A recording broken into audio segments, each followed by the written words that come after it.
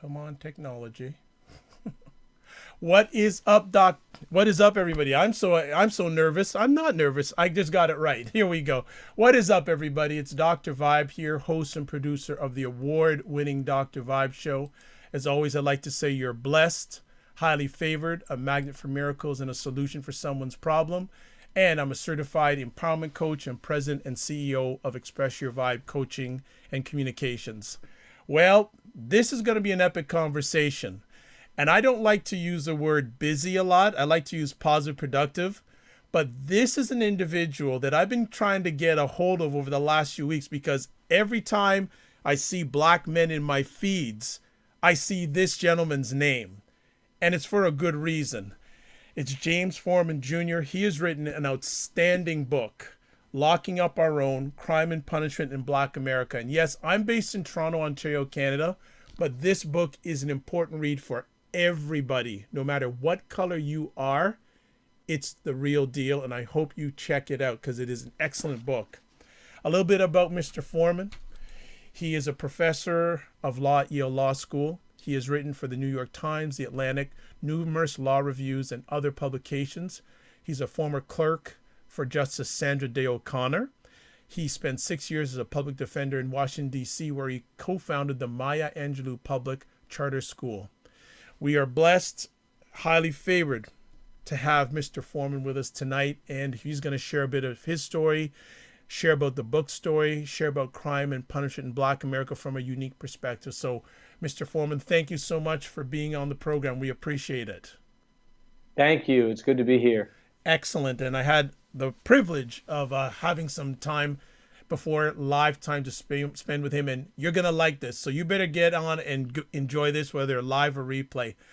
Let's start a little bit about yourself, background, growing up, family, etc.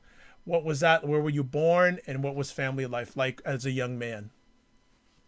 Well, let's see. I was born in New York City, and then I mainly grew up we moved around a lot because my parents were in the civil rights movement. So they met in the 1960s in SNCC, the Student Nonviolent Coordinating Committee. And because of that, that really required my dad, especially, he was the executive secretary, that kind of required him to move a lot. So we lived in New York, then we moved to Detroit.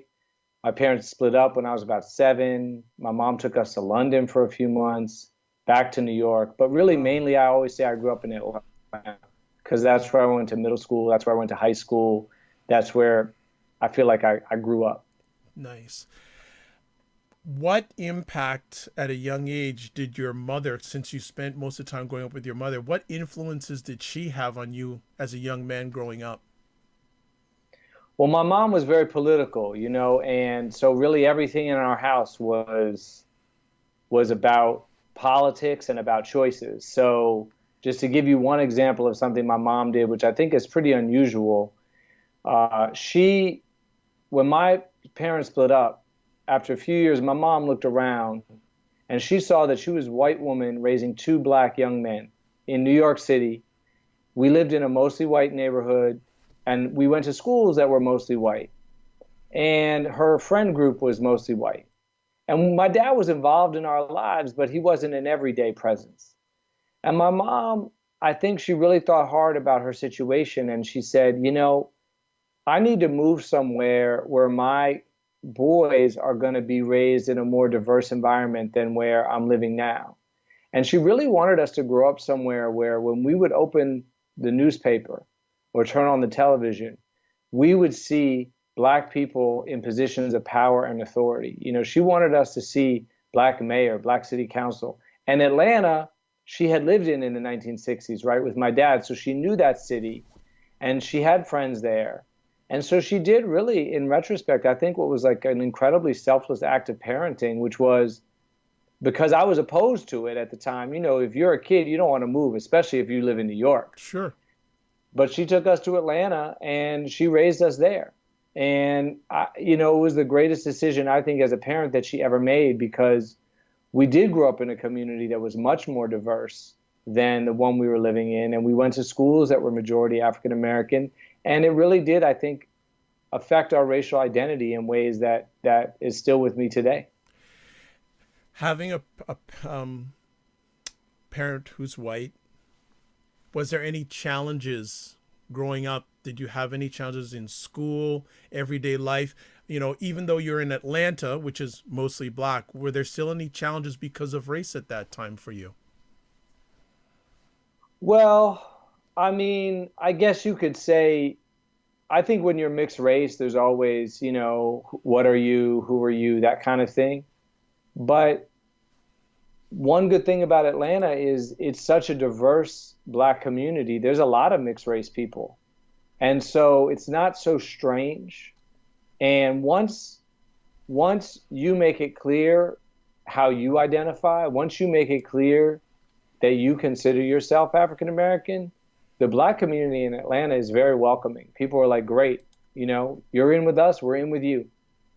And so I wouldn't really say I had that many challenges, certainly not in the black community. Excellent. Obviously, racism is really omnipresent in America. You have some protection from it if you're light enough that sometimes white people don't even know that you're black, or they might look at you and think, well, is this guy from like Brazil or Greece or Yeah. like what, Italy? Like, what is he, And so you get a little bit of protection from that. Like, I know that I'm not subjected to racial profiling, for example, driving in the same way that, a lot of my brothers who are darker are. So, you have to be, aware of the benefits.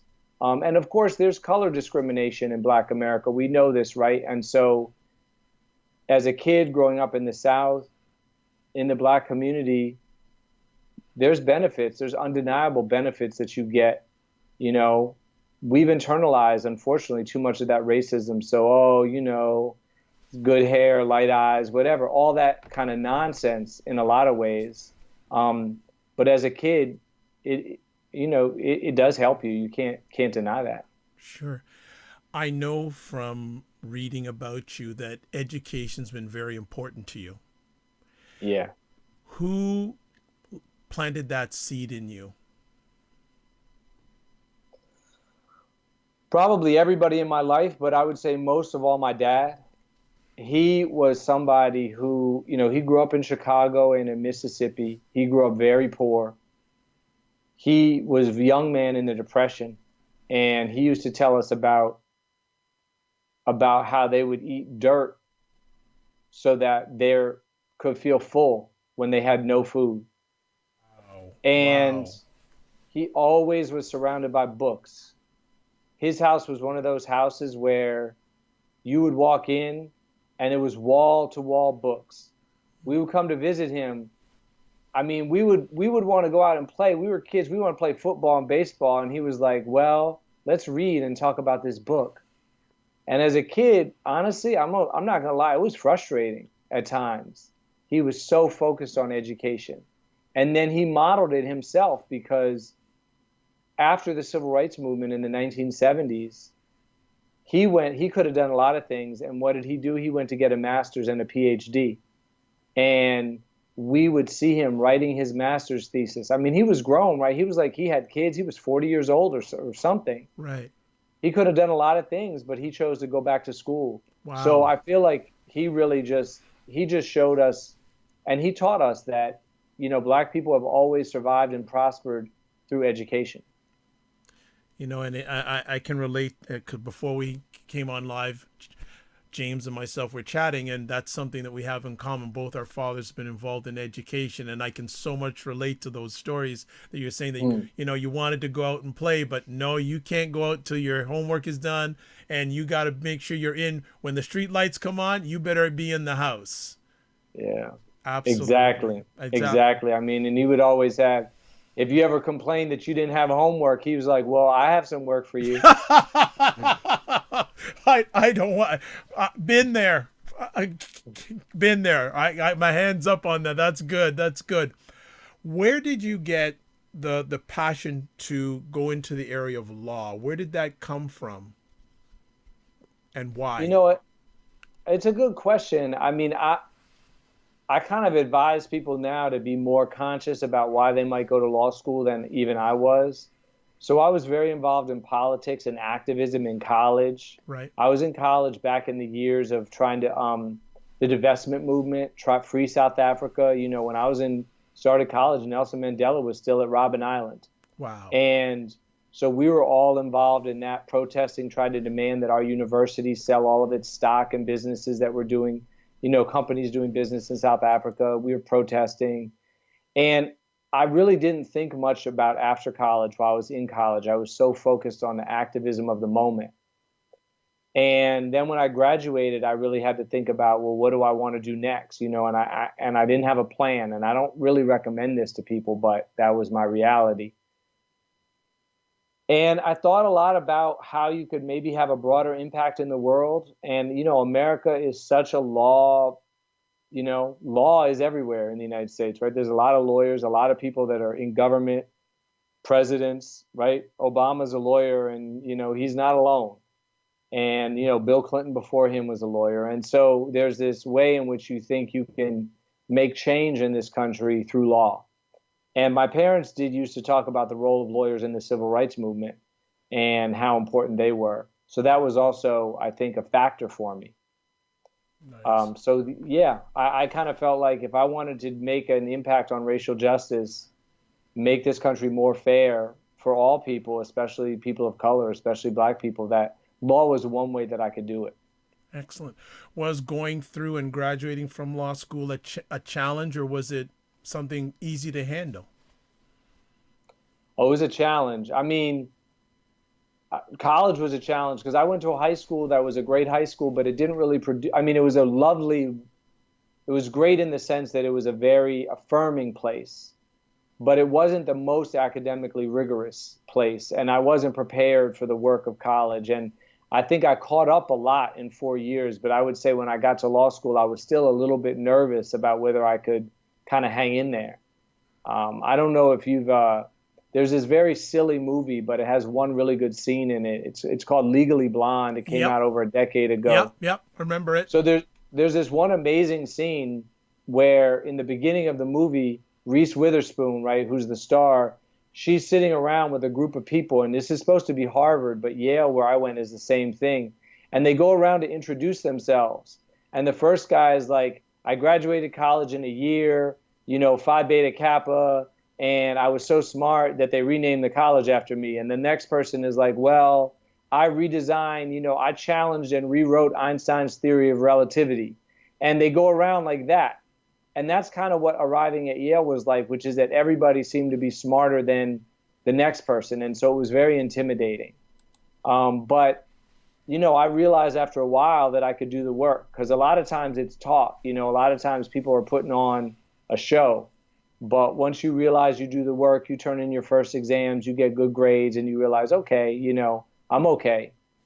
And then really, honestly, the one thing that challenged me most about finishing law school wasn't academics. It was that when I was a second year in law school is when they showed that video of a guy being beat mercilessly by the LAPD. Rodney King. And we learned his name was Rodney King. Yeah. And the beating was bad enough, but the harder time was a year later, a month before I was set to graduate, when the jury acquitted him. Yes. Or acquitted the officers that were charged with beating him. And remember, people don't realize it now, but at the time, we all assumed the officers would be convicted because this was the first video. And we knew it happened, but now it was on video. And I remember the conversation. It was like, well, of course, these guys are going to get convicted, but what about when they're not on video? And then they were acquitted. And it was like, wait a minute. And I remember talking to my dad, because my dad was himself beaten by the LA police, and he writes about it in his book, The Making of Black Revolutionaries. He was beaten by them in the 1950s. And now it was the early 1990s. Another black man was being beaten by the LAPD, and they weren't being punished either. And I was saying to my dad, what's the point of even studying law? Like, what's the point of the civil rights movement if we can't get protection when it's caught on video? Right. So that was emotionally a very challenging time for me. And really the only reason I made it through law school, I'm going to be honest, I almost dropped out, not intentionally, but I was almost like a walking zombie for a week after the verdict. And the dean of the law school saw me in front of the building one day. A guy named Guido Calabrese. He really saved my life. He's a legal giant, and he was the dean. He's busy. He saw me, and he said, "James, are you okay?" And I said, "Yeah, I'm okay." I tried to pass it off, but he could tell I wasn't. And he stopped me and he said, "You don't look okay." And we walked into his office and I started crying. And he hugged me. And I'll always remember him and I'll always love him for that, because this isn't what he got hired to do. You know, he wasn't thinking, "Oh, my job is to save somebody who's struggling in that way." But he made it his job. And so I always, as a professor now, I always really try to look in the eyes of my students the way he looked in my eyes, especially in moments of crisis, and say, "Are you okay?" Nice. Nice. Wow. Thanks for sharing that story. Yeah. Really, really appreciate that. That's good stuff. That is. So after you graduated from Yale, correct me if I'm wrong, did you first serve as a public defender in Washington, or were there stops before that? No, I that was my first job. Okay. How did you approach that, knowing what Washington was like back in those days? Well, I took the job because I viewed it as the civil rights work of my generation. I mean, I had a lot of options. I had gone to Yale. I had this nice clerkship that you mentioned, but at the same time, it was even clear to me then, we didn't have the term mass incarceration, but the studies had already come out. The Sentencing Project had issued a report saying, first, that 1 in 4 young black men was under criminal justice supervision in the United States. And then a few years later, they issued a new report saying 1 in 3. I mean, the 1 in 4 report was shocking enough. The 1 in 3 report was even more so.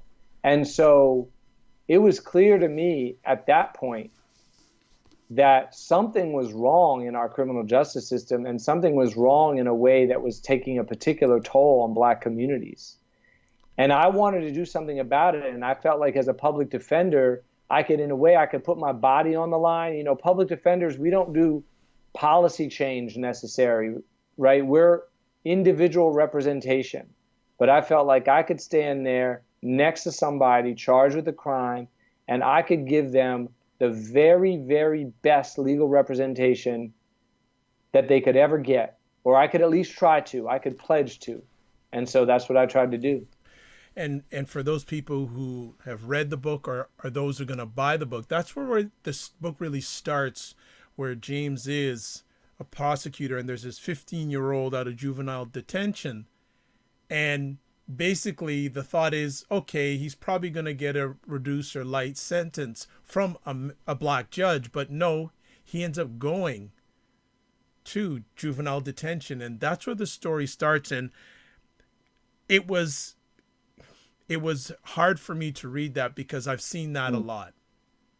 And that's where the book starts. And I go, okay, I got to really get my game face on reading this, because this is not a joke book. What I love about what you've done about this book is the approach that you've taken, basically what blacks have done in regards to this situation. And a lot of people wouldn't go there. So when you started writing this, what made you go that direction instead of maybe another direction? Well, like you said, it was what I experienced. And so, that case, there were a lot of cases like it, but that case in particular really stuck with me, where I was trying to get my client have the judge put him on probation. And I had letters from teachers and counselors, and his mom, my client, I call him Brandon in the book. I changed names for privacy purposes, but I was trying to get him released. And then a black prosecutor was asking him to be locked up. And the black judge who had to make the decision, he looked at Brandon and he said, people fought and marched and died for you to be free. Right. The judge said, I remember Jim Crow. I grew up in Jim Crow. And he said, I know you have it hard, but it was a lot harder back then. People died for your freedom. Dr. King died for your freedom. And he didn't die for you to be out there running and gunning and thugging and carrying on and embarrassing your community, embarrassing your family. Well, my client had pled guilty to a possession of a gun and possession of about $20 worth of marijuana. And to have the judge use the same civil rights movement that had brought me to court, right? I thought I was the Martin Luther King character in the story. Right. And now the judge was making himself the Martin Luther King character and saying, invoking the civil rights movement as a reason to lock up another young black man. And for me, I felt like, you said, would you go there? I felt like somebody has to, because this is a reality. Now, you have to do it with empathy. You have to do it with compassion. I felt like when I wrote this book, I had to really do two things first and foremost. One, I had to put myself in the shoes of people who had done things that I disagreed with. Right. I had to understand their motivations and tell their story as fairly as I could. Number two, I had to write about the role that we have played in helping to develop mass incarceration without in any way letting the larger society off the hook, without in any way saying that racism is not a problem, without in any way denying the role that racism and white supremacy have played in creating the structures that we exist in, but at the same time saying, what role have we played? To what extent have we been either complicit or have we embraced the same tough on crime policies that our national government has embraced? So trying to always straddle that line of telling the story of what black people have done without in any way diminishing the role that racism played was like the main struggle of the writing. When you started writing the book, and I'm sure you may have told one or a few people about the direction you were going, what were their responses? I got a few different responses. A lot of people said, "Oh, that's great." Some people reacted the way you did. They said, "I've seen this reality." Like when I would tell the story about the judge, there's people that would say, "Yeah, I've seen that. I saw that with a black police officer in my neighborhood," or "I saw that with a black prosecutor," or "I saw that with a black judge." So there were some people, and there were some people that just knew the numbers, like the incarceration rate in DC is as high or higher than it is elsewhere. So whether or not you've seen it yourself, it's an empirical reality that we have to grapple with. So some people reacted that way. I would say that was the majority. And some people said, kind of going back to what I said before, they said, well, that's an important story, but you better make sure that when you tell it, you don't tell it in such a way as to let white people off the hook. And because there were people that were nervous that you could tell it that way. And I didn't want to tell it that way, but they really encouraged me to make sure that I was kind of careful in how I wrote it.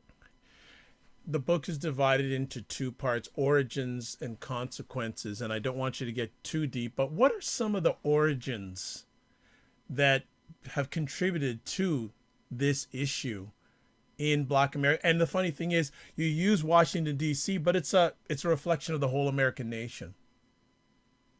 You're right, and most of the story is grounded in D.C. because I thought, because D.C. had a majority black city council starting in 1975, and they've had all these black leaders, police leaders. The police force in D.C. has been majority black since the early 80s. I felt like it was a good kind of crucible to do this examination. But I also bring in stories from New York, from Atlanta, from Los Angeles, from Chicago to kind of, flesh it out. I think the first thing that we have to recognize is this generation of black elected officials that came into power after the decline of formal Jim Crow in this country in the 1970s, they came into office at a time when crime was rising dramatically and addiction was rising. So the homicide rate in DC tripled in the 1960s. Whoa. Throughout the United States, it doubled. And addiction as well. So, people, probably some folks remember crack, Yep. maybe, but not that many people remember that heroin was the crack before there was crack.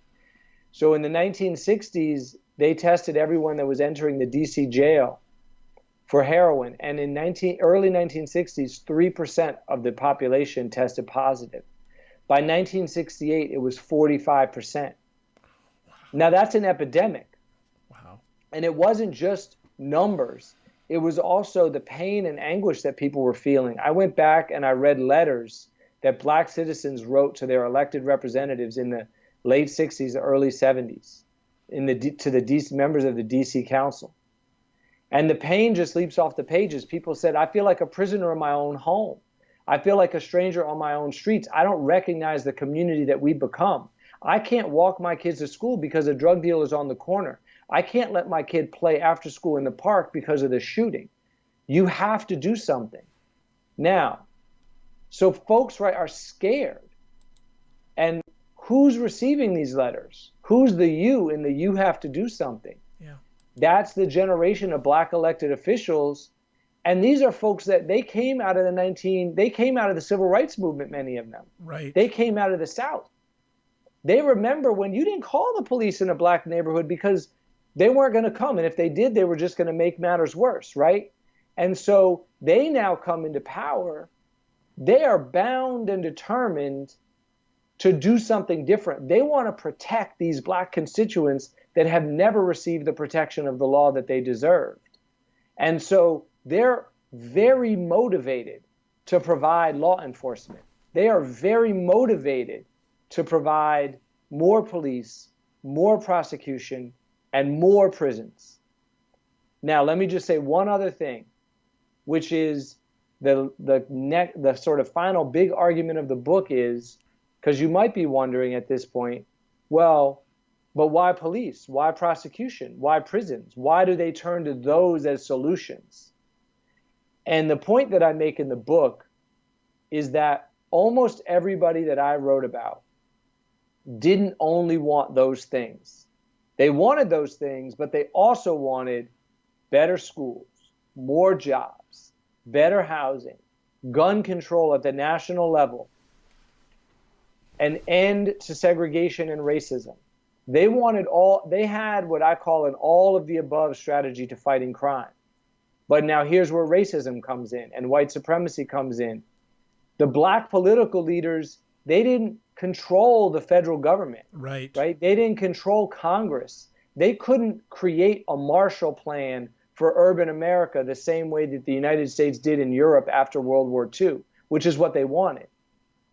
So they wanted all of the above, but the larger society was only willing to give them one of the above. And the one of the above was law enforcement. And that's what they got. And that's really the tragedy of the story. It's interesting in the origins part, some of the people that you mentioned, people that we look as pro-black American these days, people like Maxine Waters, people like Eric Holders. And when I was reading that, I go, really? It's sort of like Johnny it's Cochran, O.J. Simpson's lawyer. Yeah, all these people. I'm going, and you threw me for a curve. So here's the thing. You have to go back to the story of the judge in a way. Okay. A lot of these people, they were pro-black. In other words, you say you think of them as pro-black. Eric Holder is and was pro-black. Like, let's use him as an example. Right. My book is in no way trying to suggest that he's not deeply committed to the African-American community. In fact, one of the things I use the term a couple times in the book, race man, yes. right, to write about different people. I say, these aren't Uncle Toms. These are race men. One of the, I think, to me, most interesting findings of the book is the motivation that people had for supporting policies that we now might criticize. So let's just use marijuana criminalization as an example, right? The first chapter of the book is about marijuana decriminalization, which was something that the DC Council took up in the mid-1970s, and a number of states decriminalized marijuana in the 1970s. They later went back and recriminalized it, but there was a movement in the 70s to decriminalize. And in DC, the opposition to decriminalization didn't come from white conservatives. It came from black ministers who said, we love our black children, and we are aware that racism is endemic in American society. Mm-hmm. And as a result, our children have to be twice as good. They don't have the same luxury. They don't have the same margin for error, right? The kid in the suburbs, that middle-class kid, they can, if they become addicted, their parents can afford a residential drug treatment program for them. But we can't. So our kids have to stay clean. So this is a fascinating thing to me. It wasn't that if you had asked me before I started writing this book, I would have said that there were black people that opposed marijuana decriminalization, I might have thought, well, they just didn't care about the community, or they were just, super conservative.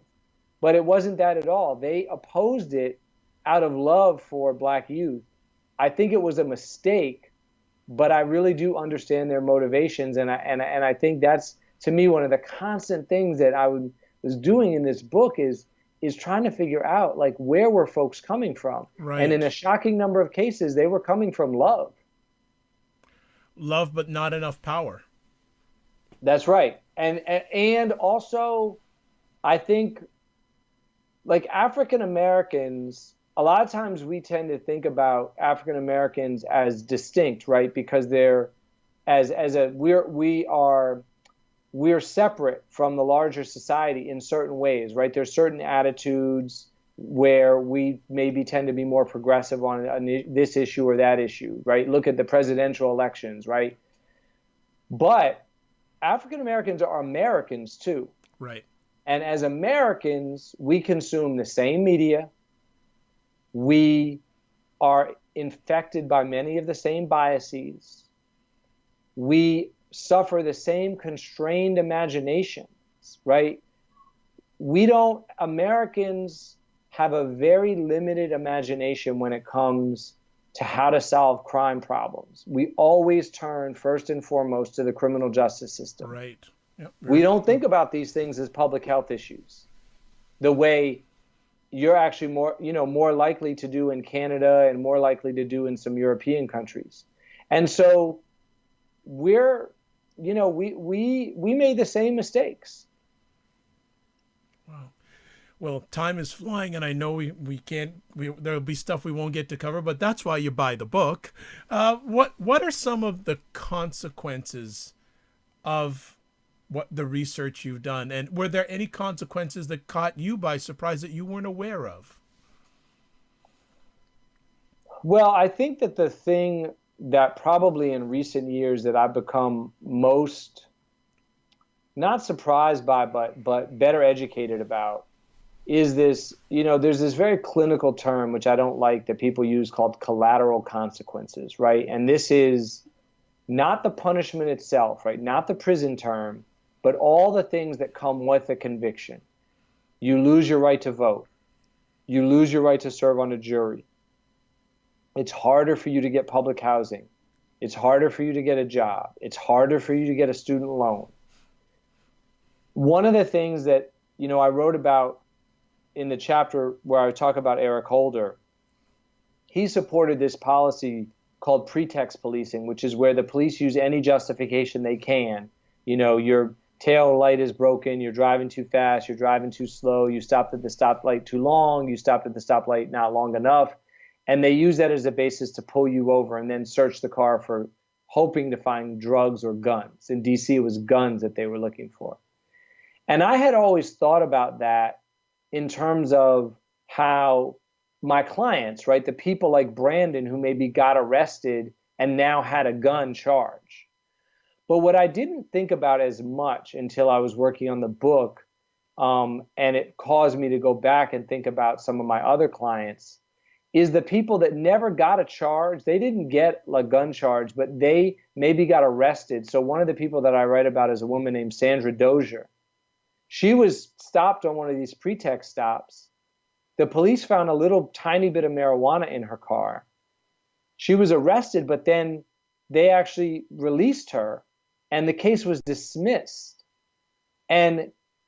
But she was an employee of a corporation, FedEx, which had a rule that if you got you had to get a certificate of clean record before you got off probationary status. And even though she had done amazing work and her supervisor liked her, when she went to go get her certificate, it pulled up that she had this arrest and they fired her. And that, to me, those kind of cases, the cases that are down the line, like not the intended consequence, right? But like Eric Holder, he didn't want Sandra Dozier to lose her job. He wanted to get guns off the street. But when you set up a system where we're going to police these communities much more aggressively, we're going to stop and search all these cars, and then you add to that private employers who can fire you for no reason, including just an arrest that gets dismissed, you create a system where it's so much harder for people to stay connected to society, to get jobs, to keep jobs. So it has these like community-wide ripple effects that I don't think anybody initially intended, but have been so devastating to Black people. I want you to go deeper on this, because not only has it been consequential for the Black community, what has it been consequential, and you bring this up in the book, to America as a whole? I'm glad you asked that, because, one of the things that, this book isn't particularly about, but it's worth noting that we have a lot of white people in prison in this country, and they're almost all poor. And so in a way, to understand what's happened in our criminal justice system, we have to keep race and class kind of both front and central in our understanding. You can go to states where most of the people you'll meet in prison are white. And the one thing about them is that they're poor, they're under or uneducated, and the system is pretty brutal towards them. So I guess what I would say, to me, one of the lessons from the book that applies not just to the Black community, but to the country as a whole, is that this is a system that was built, like, we never had a vote. There was no moment you can go back in history and say that we had a national vote on whether we wanted to be the world's largest jailer. No one was ever like, hey, you want to pass Russia and South Africa and lock up more people than Stalin? Right? Nobody offered that it's not how it happened. What happened was, over 40 or 50 years across 50 states and DC and the federal government, 3,000 counties, every part of our system, from police to prosecutors to judges to probation to parole to lawyer to legislatures to private industry, everyone got harsher all at the same time over a sustained period. And the result of that is mass incarceration.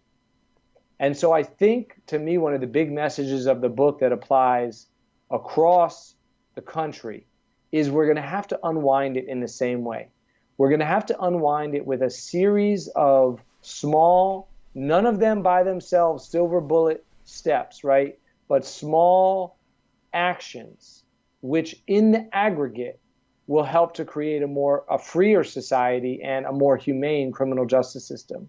So we're going to have to do things like elect progressive prosecutors, which happened this past November for the first time in my memory, in the first time in history, actually, in this country.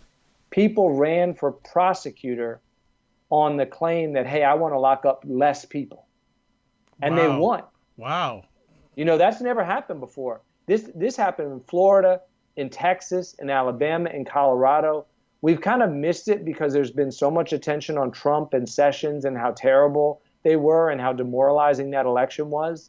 But at the local level, there was a lot of progressive wins on criminal justice matters. And there's a race for a district attorney in Philadelphia that's coming up next month, where there's a guy whose career has been as a civil rights lawyer, and he's running for prosecutor. You didn't used to run for prosecutor and say, my qualifications for being prosecutor are that I was a civil rights lawyer. People would have laughed you off the ballot. But he might win. If folks turn out, he will win. So it's things like that, which, okay, that by itself is not going to get 2.2 million people out of prison, right, and restore some level of sanity to our country. But those kind of things across the country will. One other thing that if I could just to No, mention that I please. Hey, it's. I want you to drive the ship. Please do. okay, one other thing that I feel like is so important to me that when I go out and talk to people about this, because a lot of people aren't lawyers, right? I just mentioned prosecutor, but you're not a lawyer. But most people do have they are an employer or they are an employee of a company, right? Well, what is your company's policy about hiring people that have a criminal record? True. There's, the Ford Foundation is a great foundation. They do a lot of work on criminal justice reform around the world. And their leadership went to a prison in New York State and they presented their work. And one of the prisoners raised his hand at the end of the presentation and said, "That's really interesting. I just have one question. When I get out, could I get hired at the Ford Foundation?" I would have loved to seen that response. Right. Now, the answer was no, but to their credit, they went back and they scrubbed their HR policy from top to bottom. Wow. They got rid of the exclusions and all the things that would have made it possible for really his application to even be considered, let alone hired. But then they went further than that. They set up an internship program to go reach out and hire people affirmatively, to reach out to people, to advertise, hey, we're looking for interns, including people that have criminal records.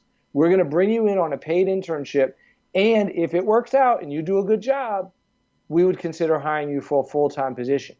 Those are the kinds of things that we're going to have, all of us that work in a company, we're going to have to go to our boss, or if we're the boss, we'll have to do it ourselves and say, I want to do the same thing.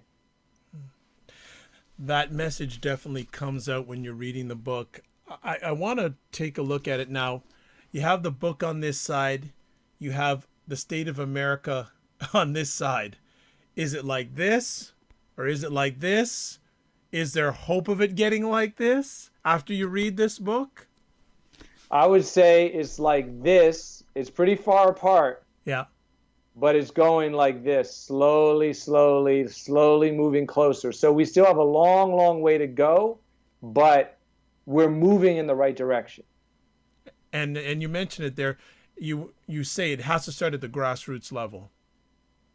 It does. And another thing that it's going to have to be led by people that have been in the system.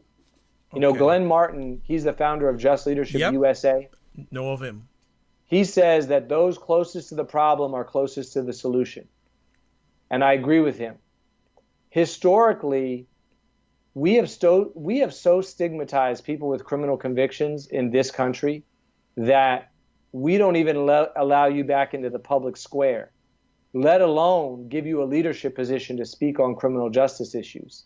Now, there's exceptions to this. If you're really rich and wealthy and it helps to be white, like Martha Stewart, you can come back from having a criminal conviction. But for most people, for poor people, for people of color, we exclude you. But in recent years, that's changed. Glenn Martin, you said you know of him.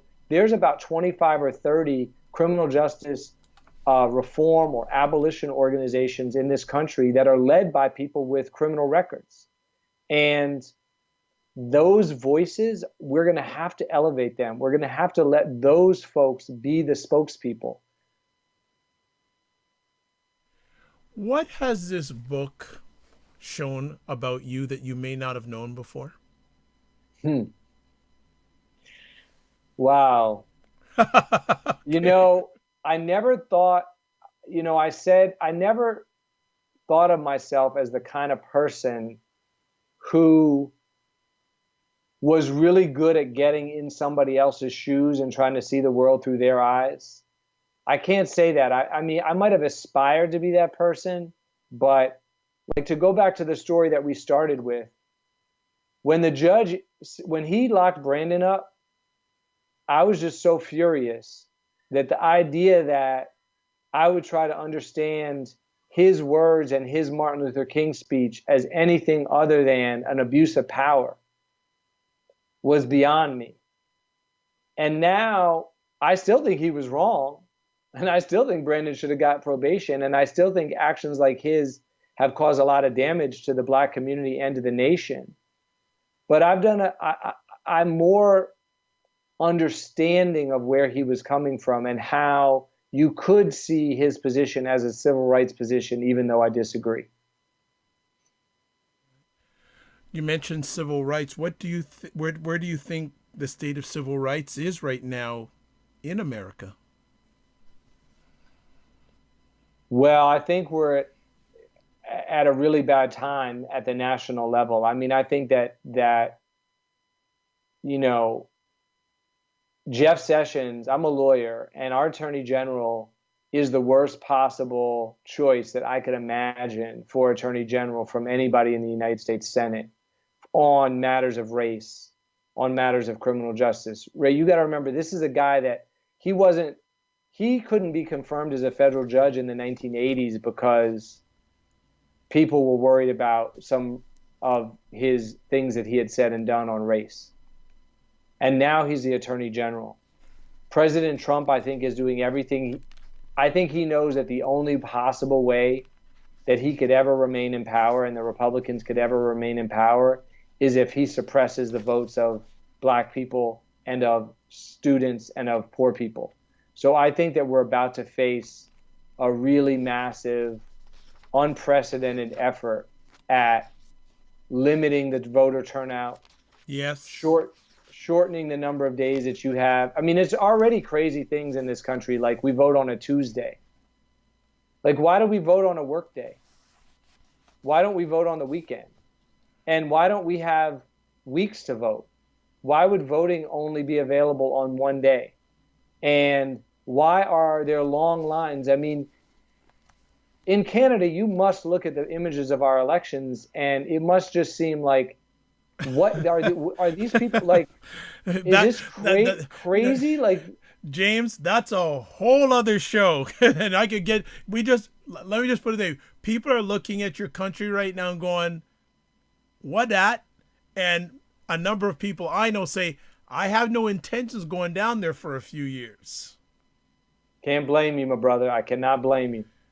You know, we're just going, really? Like, I have a very good associate of mine. He calls your president. He doesn't call him by name. He calls him 45. Right. He doesn't even say the name. He says 45. And we're just going, wow. And I think what would have been very interesting, too, is if Ms. Le Pen would have got elected in France, that would have been even more interesting. Well, I'm really glad she didn't. And I think that, we have to remember, even in this country with all of the madness, Hillary Clinton did receive 2.9 million votes than Trump. So one of the things or than 45, as your friend would call him. So one of the things that I always try to tell people is we have to keep our energy up, and we have to keep our optimism up, and we have to keep our determination up. And if we do those things, we will be able to resist, and we will turn back 45, and we'll make sure that we have 46 in 2020. There you go. In closing out, I want to read the last paragraph. It's before the epilogue, and I think it's really powerful, and I'm just going to read it here. This history reveals that no single factor or even institution is responsible for what happened to Sandra Dozier, and James mentioned her earlier. But it also suggests that there are many moments when D.C. and the nation could have pursued a different course. If the D.C. Council had chosen to decriminalize marijuana when it was first considered the issue in 1975, Ms. Dozier would still have her job. If the D.C. police hadn't targeted drivers in the city's poor black neighborhoods for pretext stops, she would still have her job. If FedEx and other employees had a more forgiving policy toward arrests, if they were willing to look at individual circumstances rather than adopting a policy of blanket exclusion, she would still have her job. And if America had implemented a more robust policy of urban revitalization, if it had ever undertaken a Marshall Plan for the cities, somebody with Ms. Dozier's grit and determination would still have her choice of all jobs. There's a lot of Ms. Doziers out there. Yep. Before we close it down, James, do you have any final words you'd like to share with our audience? No, I just appreciate you having me on. I really have enjoyed this conversation. Thank you. Really appreciate having you on your first Canadian conversation, which is always good. Folks, pick up the book. It's just look for it on Amazon. It's everywhere. I'm glad I have my copy. I'm speaking one day. I will get this copy autographed, God Yeah, willing. man. I'm gonna come up to Toronto. I'm gonna There are come see people. Camille, and I'm gonna come see you, man. Well, there are people up here that would like to get your perspective, and we need people like you on this side of the border also. What is next up for you? Let's see. Next up for me is I'm getting closer to you. I'm going to Seattle next week. Well, I'm gonna be. Seattle's on the other side of the country, man. That's farther away. You're closer to me now than Seattle. Seattle's way out west, man, but Well, I it's meant close to Canada. you're right. I'm close to Canada. I know Yeah. it's not. I know enough about my Canadian geography to know it's not close to Toronto. Fantastic. And what's going on in Seattle? I'm going to be speaking at next Tuesday. I'm going to be speaking at Town Hall in Seattle. I'm going to be giving a talk about the book, and yeah, that'll be it. Did you think, and I said at the front of our conversation, you would be so busy with this book? And I'm saying I'm saying that as a compliment because I think it's fantastic. Like, I mean, you are everywhere and everywhere for the right reason, by the way.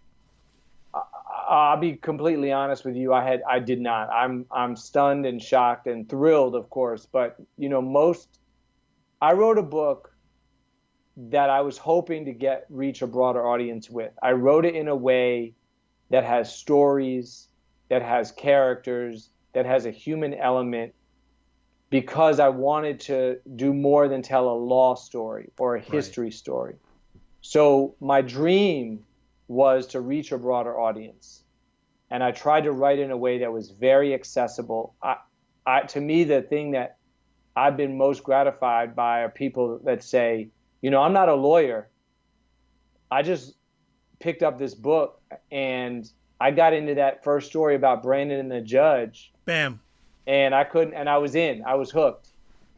Same here. So no, I did not expect this, but I'm really happy that it's happening because it's allowed us a way to have this important conversation. Fantastic. Well, we will close it out on that. Everyone, please pick up the book, and God willing, if he slows down in the next few months, we're going to have him on again. It's been an honor and a pleasure. It's Dr. Vibe here, host and producer of the award-winning Dr. Vibe show.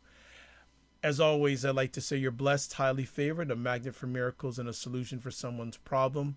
If you want to catch any of my conversations, best place is to go to the website, www.drvibeshow.com. You can also contact me via Twitter at drvibeshow and email address dr.vibe@drvibeshow.com.